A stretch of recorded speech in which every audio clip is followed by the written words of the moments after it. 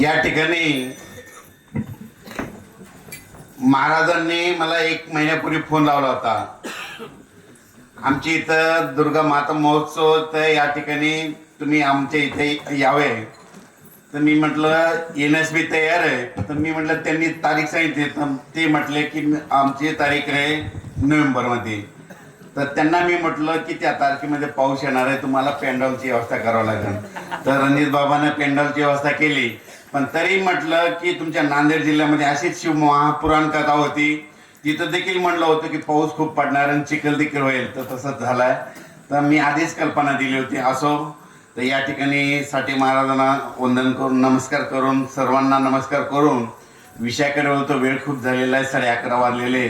तर सुरुवातीला या ठिकाणी मला बोलीला माझा सन्मान केला, सत्कार केला, त्याबद्दल रणजित बाबा आणि सर्व भजनकरी मंडळी महाराज मंडळीला नमस्कार करतो आणि धन्यवाद देतो। आणि सुरुवातीला अंदाज सांगतो, पाऊस पाहिजे का तुम्हाला? तुम्ही म्हटलं तर लगेच सांगतो कधी येणार आहे, अंदाज लक्षात द्यायचा। म्हणजे आणखीन उद्याचे दिवस पाऊस राहणार आहे, मात्र परवा दिवशी मात्र तुमच्या कार्यक्रमाला पाऊस येणार नाही, म्हणून हे अंदाज लक्षात द्यायचा। म्हणजे तुम्हाला सांगू इच्छितो की राज्यामध्ये 2 ऑक्टोबर पासून राज्यामध्ये धुके येणार आहे। 3-4 तारखेला थंडी वाढत जाणार आहे। त्याच्यानंतर 5-6 तारखेला तुम्ही स्वेटर घातलेले दिसतील, म्हणजे थंडी येणार आहे। म्हणून हे 6 तारखेचा 6 ऑक्टोबरचा अंदाज लक्षात घ्यायचा। हे झाला फक्त 5-6 दिवसाचा अंदाज। आता हे 2025 आहे। मी म्हटलं होतं ना यावर्षी खूप पाऊस पडेल, सगळीकडे पाऊस पडला, सगळे तळे भरतील म्हटलं होतं, सगळे तळे देखील भरलं। आता तुम्हाला सांगतो पुढच्या वर्षी मग पाऊस कसा पडणार तर ते देखील सांगतो। 2026ला मात्र पाऊस कमी होणार आहे, मात्र पिकं मात्र चांगली येणार आहेत, म्हणून हे पुढच्या वर्षीचा अंदाज लक्षात घ्यायचा। त्याच्यानंतर 27-28ला खूप पाऊस पडणार आहे, परत 2029ला कमी पडणार आहे। 30-31ला जास्त पडणार आहे, 2032ला कमी पडणार आहे। 33-34ला खूप पडणार आहे, 2035ला कमी पडणार आहे। 36-37ला जास्त पडणार आहे, 2038ला कमी पडणार आहे। 39-40ला जास्त पडणार आहे, 2041ला कमी पडणार आहे। 42-43ला जास्त पडणार आहे, परत 44ला कमी पडणार आहे। 100 पर्यंत सांगायचं पण तुमच्या लक्षातच नाही राहणार, म्हणजे इतका अभ्यास तुमच्यासाठी केलेला आहे। हे सांगितलं फक्त 10-15 वर्षाचा अंदाज। आता माझं म्हणणं आहे तुम्ही यापुढे पाऊस कोणा बरेच जण म्हणतात एक पंजाबच्या टक्क्याने महाराष्ट्रातल्या लोकांना अंदाज देतो। मी काय पंजाबचा नाही, मी आपल्या मराठवाड्यातील परभणी जिल्ह्यातील गुगळी धामणगावचा एका शेतकऱ्याचाच मुलगा आहे।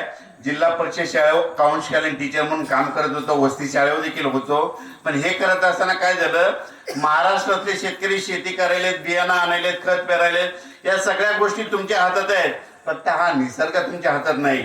आणि या निसर्गाचा इतका अभ्यास आहे आणि या अभ्यासाचा कुठेतरी उपयोग व्हावा म्हणून रात्रंदिवस ज्या ज्या ठिकाणी शेतकरी जमतील त्या ठिकाणी जायचं आणि शेतकऱ्याला मार्गदर्शन करायचं। तर या ठिकाणी महाराजांनी मला बोललं, त्याबद्दल परत एकदा महाराजाला धन्यवाद देतो आणि विषयाकडे होतो।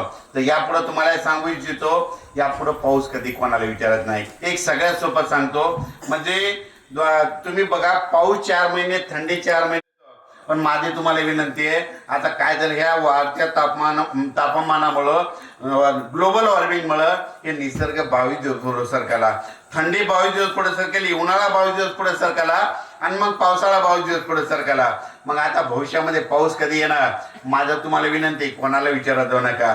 या काय करा, या निसर्गामध्ये 22 दिवस पुढे तुम्ही देखील सरकायला हरकत नाही। मग 7 जूनला पाऊस येतो ना, 7 मध्ये 22 मिसळा। आता पुढच्या वर्षी तुम्ही सगळे नांदेड जिल्ह्यातले शेतकरी 27-28 जूनला सोयाबीन पेरायलेले दिसतील, म्हणून हे पुढच्या वर्षीचा अंदाज लक्षात घ्या। म्हणजे जूनच्या शेवटच्या आठवड्यात, पुढच्या वर्षीच नाही तर तुमच्या घरी कॅलेंडर असलं ना, त्या कॅलेंडर मध्ये काय करा, 27-28 जूनला असं गोल करून ठेवा। लगेच कोणी जरी तुम्हाला जून मध्ये अंदाज सांगितलं तर तुम्ही म्हणायचं 27-28 जूनला पाऊस पडणार आहे, आमची पेरणी होणार आहे। या वर्षानुवर्षीचा अंदाज कायमचा तुम्हाला लक्षात घ्या, यापुढे तुम्हाला कोणता तज्ञ सांगणार नाही।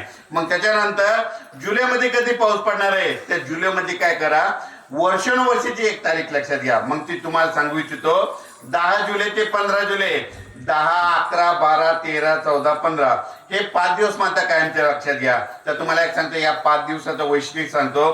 तुम्ही बघा पंढरपूरची यात्रा कधी येते, कधी 8 जुलै, 10 जुलै ते 15 जुलैला दरवर्षी आपल्या महाराष्ट्रात पाऊस पडणार आणि जे राहिलेले सायलेले शेतकरी आहेत ना त्यांची पेरणी करून देणार, ही शेवटी निसर्गाला काळजी असते. म्हणून ही एक तारीख लक्षात घ्या. त्याच्यानंतर काय करा, पाऊस येण्याची आणखीन एक वर्षानुवर्षीची तारीख लक्षात घ्या. सप्टेंबर महिन्यामध्ये 16 सप्टेंबर ते 21 सप्टेंबर, 16, 17, 18, 19, 20, 21 सप्टेंबरला दरवर्षी महाराष्ट्रामध्ये विजेच्या कडकडाटासह पाऊस येणार. म्हणून सप्टेंबर महिन्याचे ते 5-6 दिवस लक्षात घ्या. आणि त्याच्यानंतर काय करा, आता हे ऑक्टोबर महिना उद्या लागणार आहे. आणि त्याच्यानंतर काय करा, एक डिसेंबर महिन्यातली अवकाळी पावसाची तारीख लक्षात घ्या. 2 डिसेंबर ते 7 डिसेंबर, 2, 3, 4, 5, 6, 7 डिसेंबरला दरवर्षी महाराष्ट्रामध्ये हिवाळ्यामध्ये विजेच्या कडकडाटासह अवकाळी पाऊस येणार. म्हणून ते 5-7 दिवस लक्षात घ्या. आणि आणखीन एक सगळ्यात महत्वाची तारीख तुम्ही लक्षात घ्या की गारपिटीची तारीख. तुम्हाला कोणता तज्ञ सांगणार नाही. दरवर्षी आपल्या महाराष्ट्रामध्ये 22 फेब्रुवारी ते 10 मार्च त्या 20 दिवसामध्ये गारपीट होणार, हे कायमचं लक्षात घ्या. पण ही गारपीट कशी असते, कधी तुमच्या कंधारकडे झाली, नांदेडकडे झाली, तर कधी आमच्या परभणी जिल्ह्यात होईल, कधी सांगलीकडे होईल, कधी साताऱ्याकडे होईल, कधी बुलढाण्याकडे होईल. गारपीट काय करते, दरवर्षी भाग बदलत राहते. म्हणून ही गारपिटीचा अंदाज लक्षात घ्या. हे झाला तुम्हाला तारखा सांगितला. त्याच्यानंतर काय झालं, एक तरंग फोन आला होता, ते 10-12 वर्ष चालला, ते बंद पडलं तंत्रज्ञान. त्याच्यानंतर काय आलं, वायरलेस आलं, ते देखील 10-12 वर्ष चाललं, ते बंद पडलं. आता हे इंटरनेटचे मोबाईल आले, हे 10-12 वर्ष चालतं आणि हे बंद पडलं. मग हे बंद पडल्याच्या नंतर तुम्हाला पाऊस कोण सांगा, तुम्हाला सांगतो हे सगळं जरी बंद पडलं ना, निसर्गातला एक प्राणी पक्षी देखील पाऊस आणतो. म्हणून यापुढे काय करा, निसर्गावर जरा अभ्यास करायचा शिका. म्हणजे पुढच्या वर्षी कसा पाऊस पडणार आहे तुम्हाला सांगतो, कोणालाच विचारायचं नाही, मला देखील नाही. तर तुम्हाला सांगतो, रामफळाचं झाड कोणाकडे आहे का, आहे ना? तुम्ही बघा, या वर्षी म्हणजे गेल्या वर्षी तुमच्या रामफळाच्या झाडाला रामफळच नव्हते लागले ना. गेल्या 8-2 वर्षी देखील नव्हते लागले, मात्र 3 वर्षापूर्वी खूप लागले होते. आता यापूर्वी एक लक्षात घ्या, ते रामफळाचं झाड तुम्हाला पाऊस सांगतात. रामफळाच्या झाडाला खूप रामफळ लागले, ते रामफळाचं झाड म्हणजे शेतकऱ्यांनो यावर्षी पाऊस कमी पडणार आहे, दुष्काळ पडणार आहे असं अंदाज ते रामफळाचं झाड देतात. तुम्ही बघा, यावर्षी रामफळ लागलेच नव्हते, मग त्यानं पाऊस जास्त पडणार आहे म्हणून असं सांगितलं. आणि यावर्षी बघा, आता उन्हाळ्यामध्ये तुमच्याकडे रामफळाचं झाड आहे ना, ते रामफळाचं झाड वाकून जाईल.